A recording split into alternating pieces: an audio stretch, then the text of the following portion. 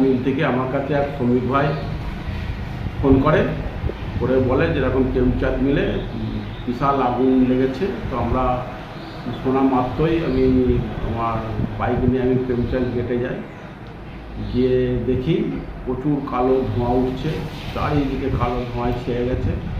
এবং একটা জিনিস ভালো লাগলো, যেসব কন্ট্রাক্ট লেবাররা তারা নিজের জীবনের ঝুঁকি নিয়ে আগুনের সঙ্গে লড়াই করে যেভাবে জল দিয়ে নেভাচ্ছে, এটা শ্রমিক মালিকের একটা মেলবন্ধন বলা যায়। খুব ভালো লাগলো যে কন্ট্রাক্ট লেবাররা যেভাবে জল নিয়ে দৌড় ঝাঁপ করছে আগুন নেভাবার জন্যে, এটা সত্যি ভালো লাগলো। আর ফায়ার ব্রিগেডের একটা গাড়ি 9:30 নাগাদ এসেছে, তারাও ভালোই মাঠে গাড়ি আসার সঙ্গে সঙ্গে মাঠে নেমে তারাও নেওয়ার চেষ্টা করে। এবং তারপরে আবার একটা ফায়ার ব্রিগেডের গাড়ি আসে, দুটো গাড়ি মিলে এবং শ্রমিকরা কন্ট্রাক্ট লেবাররা যেভাবে আগুনটাকে আয়ত্তে এনেছে, এখন আপাতত স্বাভাবিক আছে।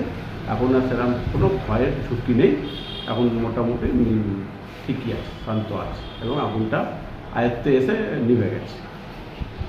ঠিক।